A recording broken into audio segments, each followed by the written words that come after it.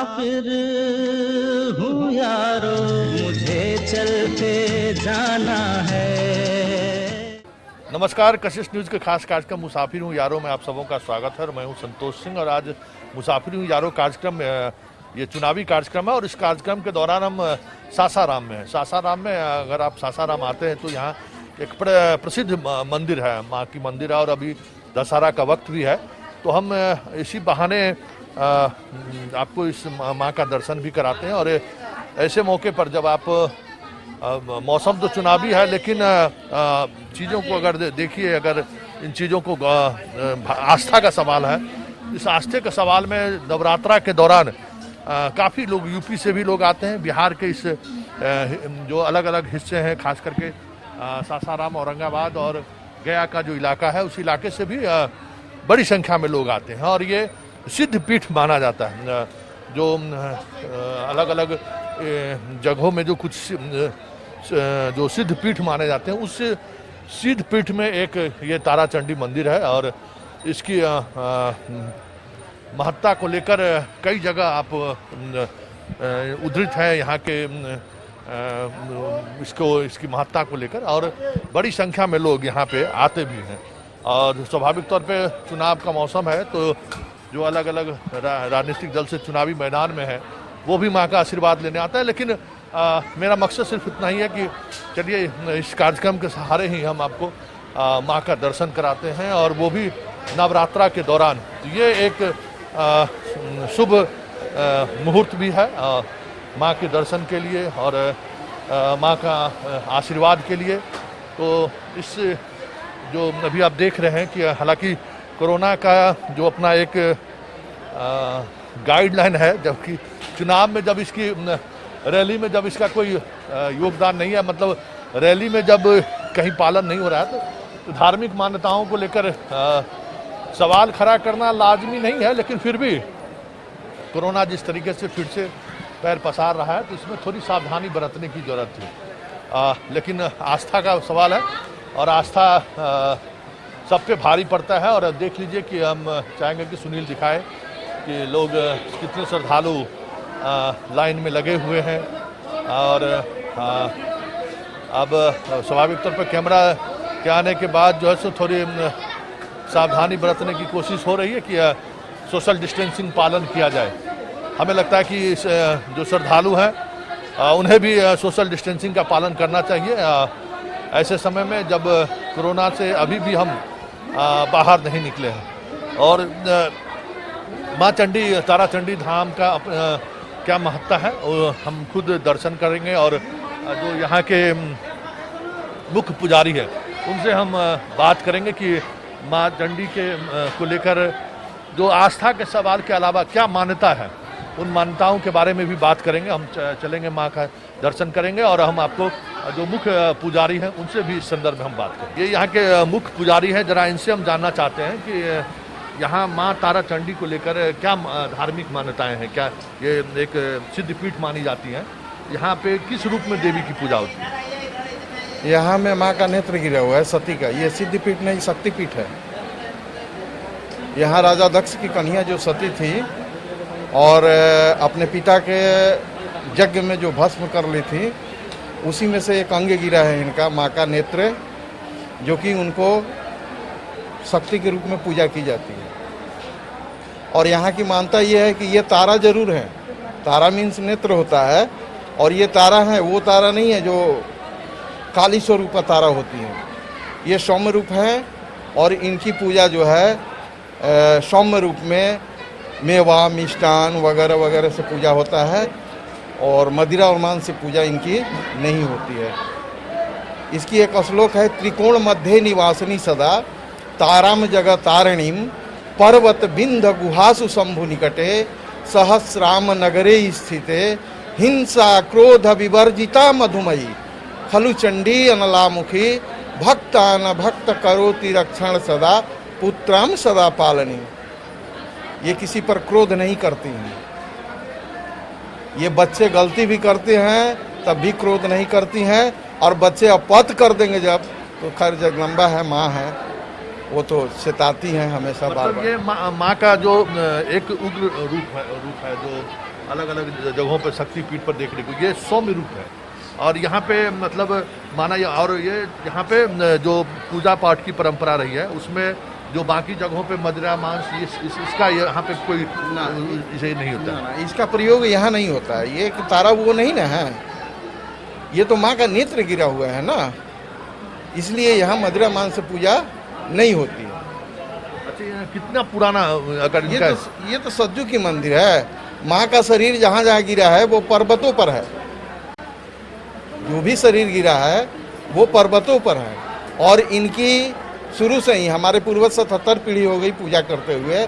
हमारे प्रथम पूज्य जो थे रुद्र बाबा जिनका नाम था, वो माँ को जब पूजा करते थे तो उस समय भी माने जगदम्बा का कहना यही था, हम लोग को 3 चीज़ यहाँ श्रापित है ना। गहना पुजारियों को नहीं पहनना है, वो कमेटी लेती है। और वस्त्र बेचना नहीं है, बांट देना है। माँ का घी कहीं दूसरे जगह यूज नहीं करना है, जला देना है। ज़्यादा हो गया तो हवन कुंड में डाल के जला देना, लेकिन उसको यूज नहीं करना है दूसरे जगह। तो इनकी सात्विक पूजा होती है। और जगदम्बा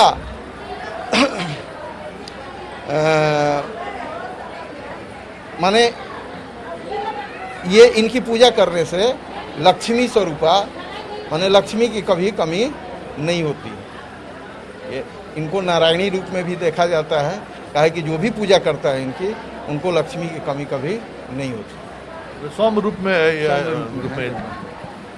तो आपने माँ का तारा के बारे में आपने जाने, जो मुख्य पुजारी हैं उनसे ये जाना आपने कि ये एक सौम्य देवी का जो एक उग्र शक्तिपीठ जहाँ कहीं भी जाएं तो वहाँ एक उग्र रूप आपको देखने को मिलता है। चाहे वो आप बंगाल, पश्चिम बंगाल में चले जाएं या झारखंड में चले जाएं, जहाँ कहीं भी शक्तिपीठ है वहाँ पे माँ बलि प्रथा वहाँ पे अनिवार्य है, बलि दी जाती है। लेकिन यहाँ पे एक अलग माँ का रूप आपको देखने को मिलेगा। यहाँ पे आप सौम्य रूप में जो आप नारियल फल से आप माँ की पूजा अर्चना कर सकते हैं। तो ये खास शक्तिपीठ जो आप तमाम शक्तिपीठ में ये एक अलग इनकी पहचान है, जहाँ पे ये आपको देखने को मिलेगा कि आप इनका पूजा पद्धति भी एक अलग पूजा पद्धति है। तो चलिए अब हम लोग जो भक्तगण हैं उनसे भी हम यहाँ की आस्था के बारे में, काफ़ी संख्या में लोग आसपास के लोग आते हैं। एक मान्यता भी है और अभी तो दशहरा का वक्त है तो माँ के पूजा अर्चना से ये एक चीज़ और हम जानना चाहेंगे कि जो अभी दशहरा का समय है तो यहाँ माँ का 9 दिनों का पूजा पद्धति क्या है? यहाँ माँ का 9 दिन का पूजा पद्धति जो सात्विक रूप पूजा पद्धति होती है उसी से पूजा होती है ना। और एक और पद्धति है, जिनको भी अपनी पूर्ण मनोकामना पूर्ण करनी पड़ती है तो उसके लिए 9 दिन का अखंड ज्योत जलता है ना। जैसे तत्काल हमको कोई मनोकामना पूर्ण कराना हो जगदम्बा से तो वो नवरात्र में 9 दिन का अखंड ज्योत जलाते हैं और उनकी मनोकामना जगदम्बा पूरा करते हैं। और जो भी इस दरबार में अगर भूल चूक से आ गया और माँ के स्थान पर माथा टेक लिया और अपने मन में रख करके चला गया कि हे जगदम्बा ये पूरा होगा तो हम फिर आएंगे, तो उसको माँ पूरा करती है। चलिए, ये आस्था का भी सवाल है और भरोसा और विश्वास का भी। चलिए इस मुसाफिर यारो कार्यक्रम को हम यहीं एक ब्रेक ले लेते हैं। ब्रेक के बाद इस चुनावी सफ़र में हम आपको कुछ और जो धार्मिक और ऐतिहासिक स्थल हैं सासाराम और औरंगाबाद के रास्ते में और कुछ खास चीज़ें अगर हमें दिखाई देंगी तो उस चीज़ों से आपको जरूर रूबरू करेंगे। लेकिन चलिए पहले एक छोटा सा ब्रेक लें। मुसाफिर हूँ यारो मुझे चलते जाना है, मुसाफिर हूँ यारो मुझे चलते जाना है। ब्रेक के बाद एक बार फिर से स्वागत है आप सबों को मुसाफिर हूँ यारो कार्यक्रम में। बड़ी शिद्दत के साथ ये जब बताया गया था कि तिलौथू जो पर्यटक स्थल तुतला भवानी मंदिर सरकार ने काफ़ी कुछ इस पर काम किया है। इसी सूचना के आधार पे हम डेहरी से चले इस जगह को देखने के लिए। लेकिन बिहार को लेकर जो एक छवि है काम को लेकर, वो छवि यहाँ भी हमें महसूस है आने के लिए कोई रास्ता नहीं है। इसलिए अभी फिलहाल सरकार के विज्ञापनों पर ना जाए। सरकार जो इस जगह के लिए को लेकर जो विज्ञापन कर रही है उसको लेकर मत जाए। सड़कों का हाल बहुत ही बुरा है, बड़ी मुश्किल से आप यहाँ पहुँच सकते हैं। हाँ, लेकिन यहाँ पहुँचने के बाद एक ये झूला नुमा ये बनाया गया है सरकार की तरफ से। मुख्यमंत्री यही 22/9/2020 को, मतलब इसी एक महीने पहले जो है इसका उद्घाटन किया गया है। लेकिन अभी भी बहुत सारा काम बचा हुआ है। ये यहाँ पे क्या क्या खास है ये बताइए। खास तो सर ये आपको पैदल झूला पुल है, जिससे यात्रियों को सुविधा हो रही है माता रानी के दर्शन करने के लिए, बुजुर्ग के लिए, महिलाओं के लिए, बच्चों के लिए इससे बहुत सुविधा हुई है। और इसके साथ साथ गाड़ियां पार्किंग के लिए कुछ दूरी पर रोकने से यहाँ स्वच्छता बहुत ज़्यादा हो गया है। और पहले यहाँ मांस के टुकड़े वगैरह फेंक दिए जाते थे खाने के बाद, जो बंदर वगैरह नहीं खाते थे, इसके चलते यहाँ दुर्गंध होती थी। और अब जो है यहाँ वातावरण स्वच्छ हो गया है, बंदर वगैरह सब ठीक ठाक रहते हैं। बंदरों को खाना पीना देने के लिए वर्जित किया गया है, जो घर से बना के लाया जाता है। इस प्रकार से बाकी विशेष आप लोग नहीं, और क्या खास है? मतलब एक तो खास यही है, एक पैदल झूला पुल है और माता रानी का दर्शन स्थल है। और ये जो पानी ऊपर से जो गिरे वो उसके बारे में कुछ क्या जानकारी, कहाँ से वो पानी ये पानी सर ऊपर कुछ नदी का रास्ता बना हुआ है, जो पहाड़ों से एक जगह पानी एकत्रित होता है। और एकत्रित होने के बाद ऊपर भी एक छोटा सा कुंड है, जब वो ज़्यादा होता है वहाँ से पानी फ्लो होता है और बचने के बाद वो पहाड़ से रिसाव होता है पानी का, जिससे वो नीचे कुंड तक आता है। अच्छा, ये जो पहाड़ी एकदम समतल पहाड़ी जो दिख रहा है ये प्रकृति ये प्रकृति का है, कोई मानव निर्मित यहाँ नहीं है। मानव निर्मित यहाँ जो हम लोग देख रहे हैं जो अभी बनाया हुआ है यही सब मानव निर्मित है, बाकी सारा आकृति जितना है सब प्राकृतिक है। अच्छा, ये कौन सी पहाड़ी है? ये कैमूर की पहाड़ी है। यस जी सर। ठीक है, तो बहुत सारी जानकारी यहाँ के गाइड और यहाँ इनको ये जिम्मेवारी दी गई है, इससे आप बहुत कुछ जानकारी मिली। और हम आपको ले चलते हैं उस जगह पे जहाँ माँ का आप दर्शन भी कर सकते हैं। एक ऐतिहासिक स्थल और धार्मिक और सांस्कृतिक स्थल के साथ साथ एक पर्यटक स्थल के रूप में भी इस जगह का आप आनंद ले सकते हैं। लेकिन अभी बहुत सारा काम होना बाकी है, खास करके रास्ता अभी भी काफ़ी दुभर है उस जगह तक। जब आप अंदाज़ा कीजिए कि जब ये झूला की व्यवस्था नहीं रही होगी तो फिर कैसे जाते होंगे लोग मंदिर का दर्शन करने, ये भी एक बड़ी बात है। और खास साथ करके जो झरना गिर रहा है उसका दर्शन करने के लिए उस समय में कितनी परेशानियों का सामना करना पड़ रहा होगा। तो ये एक बदलाव आया है, लेकिन फिर भी अभी बहुत सारा कुछ करने की ज़रूरत है। यहाँ पे आप जो पर्यटक आना चाहें उनको काफ़ी समस्याओं का सामना करना पड़ सकता है, खासकर सड़कों को लेकर काफ़ी जर्जर स्थिति है। अभी लोगों से भी हम बात करेंगे, राय जानने की कोशिश करेंगे कि लोग जो आ रहे हैं, ये झूला नुमा तो बनाने के बाद थोड़ी सुविधाएं जरूर हुई है, खास करके उस स्थान पे जाने को लेकर। चलिए हम आपको उस जगह पे दिखाते हैं क्या खास है।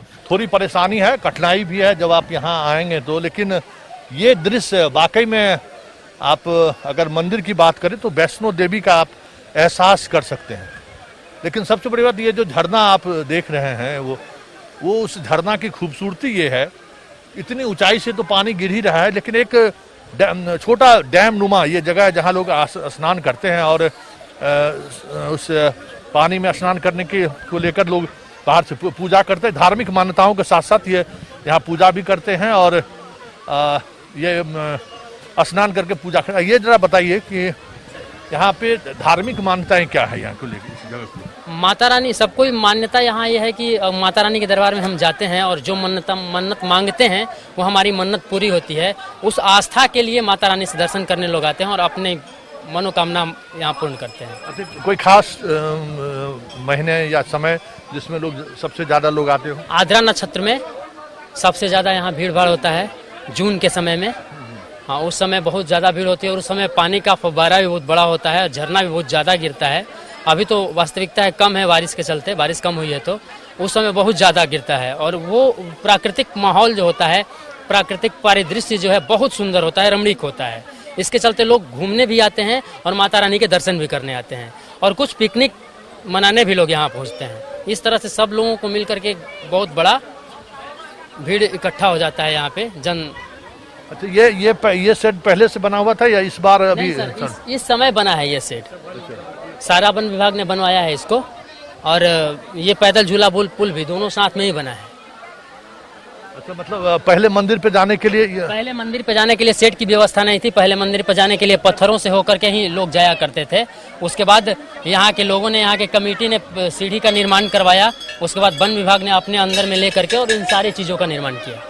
अच्छा, अब यहाँ कहाँ कहाँ के लोग आते हैं दर्शन करने के लिए? पहले तो अपने एरिया बिहार के ही लोग लगभग आया करते थे, लेकिन अभी के समय में इलाहाबाद, दिल्ली, इधर सीतामढ़ी वगैरह सब जगह से लोग आया करते हैं यहाँ घूमने के लिए। मतलब ये इस माँ के बारे में जो तुतला उसके लिए सर बाबा कुछ विशेष बताएंगे। चलिए हम बाबा से भी मिलते हैं और उनसे भी जानना चाहते हैं कि क्या खास है धार्मिक मान्यताओं को लेकर। जब आप यहाँ पे आते हैं तो वहाँ मंदिर की धार्मिक विशेषता क्या है? आप पर्यटक स्थल के रूप में भी आप एक अलग चीज़ें आपको देखने को मिलेगी, लेकिन इसके अलावा धार्मिक मान्यताएं क्या हैं ये भी हम जानने की कोशिश करेंगे। और मंदिर में हम पुजारी से भेंट कर, जो उनके मुख्य पुजारी हैं उनसे हम बात करेंगे कि आखिर वो इसकी धार्मिक मान्यता क्या। वैसे अगर हम पौराणिकता की बात करें या फिर प्राकृतिक सौंदर्य की बात करें तो ये वाकई में बिहार में ये इस सासाराम के इस इलाके में एक अद्भुत नज़ारा आपको महसूस होगा। थोड़ी कठिनाई है अभी भी सड़कों के निर्माण को लेकर। अभी हमें लगता है कि बड़े स्तर पर काम करने की जरूरत है। सड़कें काफ़ी टूटी फूटी सड़कें हैं जो हम बार बार दिखा रहे हैं आपको, लेकिन बाकी जो आप यहाँ पे जब आप आएंगे तो वो सारे आपके अंदर जो टूटी हुई सड़कों पर चलने का जो एक दर्द है वो सारी दर्द आपको खत्म हो जाएगी इस मनोरम दृश्य को देखकर। कुछ पर्यटक हैं, जरा उनसे भी हम जानना चाहते हैं कि आप पहली बार आई है, इससे पहले भी आप आई? जी नहीं, हम पहली बार हैं। कैसा लगा ये जगह? बहुत अच्छा है। मतलब क्या, और जैसे हम लोग भी आए हैं, पहली बार आए हैं, और बिहार सरकार इस पर्यटक स्थल और धार्मिक स्थल के काफ़ी प्रचार प्रसार भी कर रही है। इसी वजह से हम लोग इलेक्शन में आए हुए थे तो आ गए देखने के लिए, लेकिन सड़कों की स्थिति देख के काफ़ी दुख हुआ कि आप इतने बड़े पर्यटक स्थल की बात कर रहे हैं लेकिन कम्युनिकेशन नहीं है। मतलब अभी भी बहुत सारी परेशानी है। क्या आपको भी महसूस हुआ कि ये बेहतर सड़कें रहे? हम तो पहली बार आए तो, पर जो इससे पीछे लोग आए वो बोले थे कि नीचे नीचे चलकर आना पड़ता था, और बट अभी तो यहाँ पुल की व्यवस्था हो रही है तो धीरे धीरे ही कुछ होगा ना, एक ही बार में तो नहीं हो जाएगा ना। और क्या व्यवस्था होना चाहिए, क्या बेहतर के लिए क्या आपको? अब उसके लिए सोचने वाले बहुत लोग हैं, अब हम क्या बताएंगे, खुद लोग निकालेंगे तो बताएंगे ना। नहीं, जैसे सड़क सड़क का प्रॉब्लम है, वो वहाँ बहुत रास्ते में टेम्पू बहुत ऊबड़ खाबड़ पीट रहा था, सब जगह बहुत प्रॉब्लम है आने जाने में, उसका निर्माण होना चाहिए।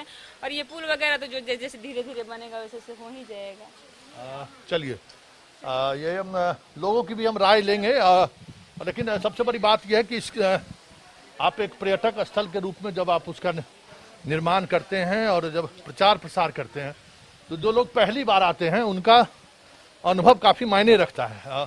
उन्हीं के जो वो लोग अपने लोगों के बीच जब अपनी बात रखेंगे तो उसका एक प्रचार प्रसार होता है। मीडिया में जो जितनी भी प्रचार प्रसार आप कर लें, लेकिन उसका एक अलग जब व्यक्ति खुद अनुभव जो रहता है उसका एक अलग असर है।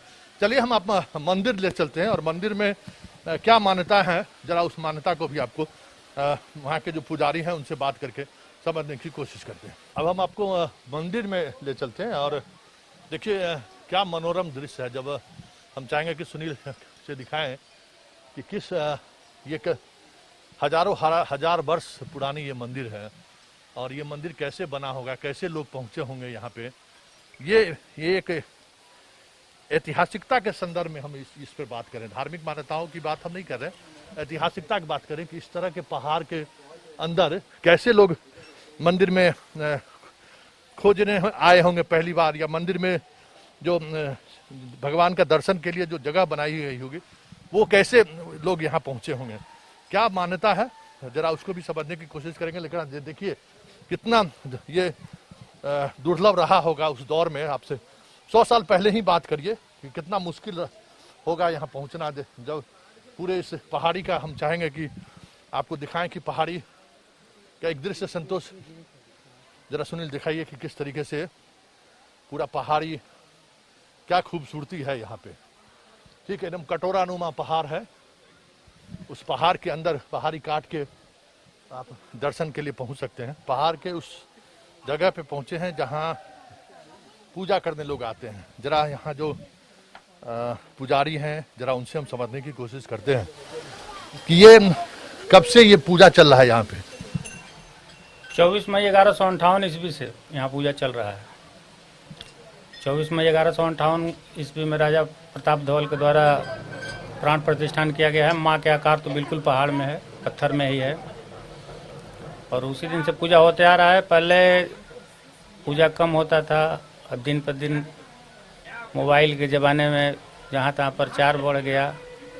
यहाँ वन विभाग के भी बहुत ध्यान है, वन विभाग जो है यहाँ विकास कर रहा है। डीएफओ प्रद्युमन गौरव के द्वारा विकास हो रहा है। ये माँ की प्रतिमा है? हाँ, ये माँ की प्रतिमा है, इनका नाम तुतला भवानी है।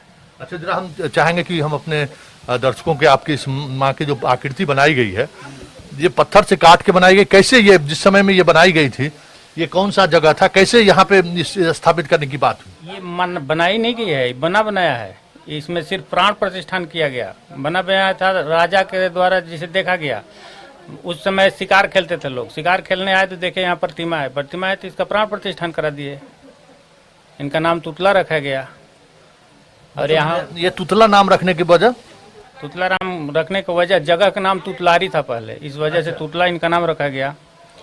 और यहाँ बलि प्रथा है, बलि के समय ज़्यादा भीड़ लगता है। अभी तो नवरात्र में बलि बंद है, पूजा और पाठ दोनों चल रहा है। सोशल डिस्टेंस बना के पूजा और पाठ दोनों किया जा रहा है। अच्छा, जरा हम चाहेंगे कि माँ का जो है सो पूरा क्या आकृति, पूरा आकृति नहीं दिखाया जाएगा, माँ नंगे बदन है। अच्छा, पूरा आकृति नहीं दिखाया जाएगा। अच्छा, माँ का पूरा उस तरह से ये आकृति है? हाँ, माँ की आकृति है, शेर पे सवार है, नीचे शेर है, उस पे माँ बैठी हुई है, और सामने जो है माँ के फेस दिख रहा है, बाकी आकृति जो है ढका हुआ है। माँ को नंगा करके नहीं दिखाया जाएगा। नहीं, ये धार्मिक मान्यताओं की बात है, लेकिन सबसे बड़ी बात यह है कि 1100 ईस्वी से मतलब ये पूजा मतलब कोई इस इलाके के राजा आए थे और वो यहाँ पे उनको एक ये हाँ बगल में शिलालेख भी है जिसमें इस बारे में हाँ ये खुदा हुआ है। देखिए, ये उस वक्त की खुदाई है जब राजा वो यहाँ पे आए थे। जरा आप भी बताइए कि क्या मान्यता है यहाँ के? माने मानता का मतलब यहाँ जो लोग आते हैं माँ के दर्शन करने के लिए, उस जे आवला माई के नाम से या मन से जो कुछ मन में सोच लेला ओकर पूरा काम होला। काहे से हमरो हो गए 14 बरस। आप कहाँ से आए थे यहाँ पे? हम यही इलाका के, यही पंचायत के टुटले पंचायत के चंदनपुरा से आए हैं। अच्छा, हमरो 14 बरस हो गए। ऐसे 66 से हम इनका के बारे में विचार थे कि जब कुआं हुआ खनात रहे तो मायू या तो ऐसे हेते गो रही तो भागल चलैली तो घड़ी 2-4 गो आदमी खाली आओ तो 66 पर उन्हें बहुत कम रहन। बाकी इन्हें धीरे धीरे धीरे 2-4 गो बढ़ते बढ़ते बढ़ते बढ़ते पूरा अब बहुत सारे लोग यहाँ पे हैं। नवरात्र में ढनात रहे 2 रुपये ना मिले खाए के चल जीती भागल। अभी है खाने के हम अपना ऐसी में बात करते हैं। बाकी तब जितना पूजा होते बोले तो जैसे नवरात्र में आदमी आवे लगल, नहीं नवरात्र में तो ये ना होता है, जलसा रहे। और जो कुछ मांगल नदी पूरा वाला बुनी पानी हवा पानी जो भी इहो जो लगैले है तौनों के बताओ। अच्छा, ठीक है, चलिए। हाँ हाँ लगल आदमी ना दारू उरू पी के ना, तब यहाँ से हम बोल रहे हैं कि देखो भाई ऐसा गंध मन दो, और नहीं तो ऐसा रोग घुसाएंगे तो डॉक्टर से नहीं पकड़ाएंगे। अच्छा, हाँ, हम बोले हैं। चलिए अभी इस कार्यक्रम को हम यही समाप्त करते हैं। और देखिए, थोड़ा कठिन है, दुर्गम है यहाँ पहुँचना, लेकिन इस दुर्गम रास्ते के सहारे जब आप यहाँ पे पहुँचेंगे तो आपको काफ़ी कुछ अलग देखने को मिलेगा। ये नज़ारा आप इस तरीके से एक कह सकते हैं कि पानी का बारिश का एक नज़ारा आप वहाँ पे देख सकते हैं कि ये और बरसात के समय में और ये काफ़ी तेज होता है। लेकिन ये सबसे बड़ी बात ये है कि इस पहाड़ी को, जो कटोरा नुमा पहाड़ी, उसको देखिए किस तरीके से तराशा गया है। ये पानी की वजह से पहले हमें लगता है कि चारों तरफ से पानी गिरता होगा इसके नीचे में, इसीलिए इस तरह का तराशा देखने को मिला है। ये कितना खूबसूरत लग रहा है, जैसे लगता है कि मानव ने इसको बहुत ही अपने तरीके से संयोजा है, इसको तराशा है। लेकिन प्रकृति अपने तरीके से वो उस खूबसूरती को अपने अनुसार अगर आप ढालने की बात करें तो देखिए कितनी खूबसूरत ऊपर से बारिश जैसा फुहारा जैसा पानी नीचे गिर रहा है और लोग इसका आनंद ले रहे हैं। और ये चारों तरफ जो आप इसका नज़ारा है, इस नज़ारा का आप आनंद ले सकते हैं जब आप यहाँ पे इस स्थान पे आएंगे। चलिए इस खास कार्यक्रम मुसाफिर हूँ यारों को अब हम समाप्त करते हैं और चुनाव के दौरान इसी तरीके से कुछ अलग चीज़ें अगर बिहार में देखने को हम कहीं भी हमें जानकारी मिलेगी तो आप तक ये चीज़ें पहुँचे, हमारी इसी कार्यक्रम के तहत ये कोशिश भी है। चलिए इस कार्यक्रम को यहीं समाप्त करते हैं, फिर किसी इसी तरीके के मनोरम स्थल के साथ साथ कुछ ऐतिहासिक संदर्भों वाली जगहों पर हम आपको ले चलेंगे, लेकिन फिलहाल मुझे इजाज़त दीजिए। नमस्कार। मुसाफिर हूँ यारो, मुझे चलते जाना है।